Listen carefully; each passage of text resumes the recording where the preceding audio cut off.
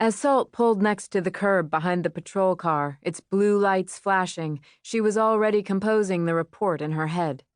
Intermittent clouds, temperature in the mid-40s, low-income residential neighborhood. Tightening the belt on her coat and securing her fedora in the rearview mirror, she saw Felton's Taurus pulling up behind her. The two of them stood looking down at the yellow tape wavering from a bank of brown, waist-high blackberry brambles mid-field. Felton's presence on crime scenes was welcome by most cops and by every homicide detective. He had a 100% clear-up rate on his cases. He was one of the few out gay detectives on the PD, and for that reason, it was assumed, he had not been offered a partner. Truth was, he'd declined all offers for partnering.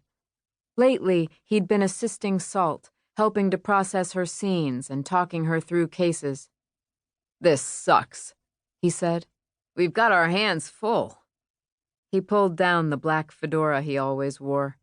Atlanta homicide was known as the Hat Squad for the fedoras they earned once they solved their first case. People will still get murdered. Somebody has to work the new cases. They didn't ask me to be on the task force. That makes no sense. You saw the perps. Did you go home at all last night? He asked. Silently, they began walking single file down a narrow footpath worn through the weedy, vacant urban lot. I napped at Will's house for an hour, she said.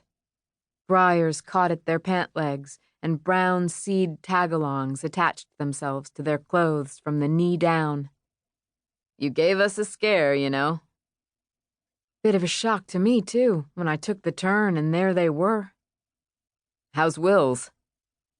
Salt shrugged. She and Wills had been lovers for close to 2 years.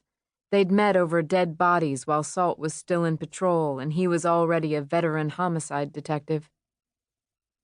He's still shaken, I take it? The low 4 o'clock winter sun shone on the tips of the taller grasses and just barely lit the top of the bank, underneath which the body lay. The rest of the field and surrounding crumbling neighborhood was cast into lavenders and mauves.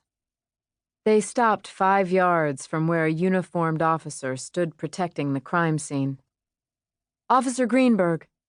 The young woman officer introduced herself and semi-saluted as they approached. "I was chasing a perp from that Code 19. She pointed to a car, exhaust billowing, driver's side door open, idling in front of the patrol car on the street above. "I lost sight of him on the other side." She nodded to the opposite street. "So coming back through here, breathing heavy, I guess the smell caught my attention. I looked and saw a bit of pink, her shirt, then the skull here." She lifted a long, thorny stem. The overly sweet smell had lost most of the cloying heaviness of the newly decomposed. Instead, there was just enough of an organic lump in the air around the bones to halt one's breath. The officer called the remains her.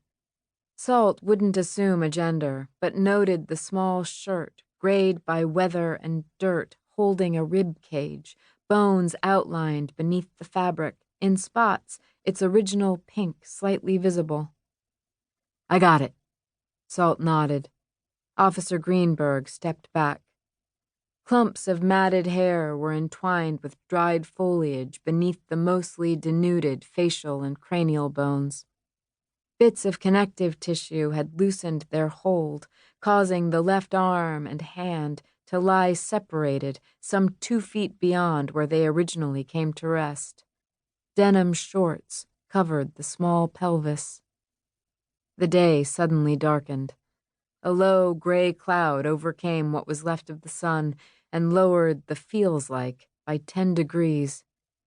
Felton slipped an actual pocket watch from his vest. "How gay." Salt winked at him. "If you're happy and you know it," he sang and hummed. "We've got at best an hour or so before we won't be able to see anything. I'll notify the ME. Techs are on the way."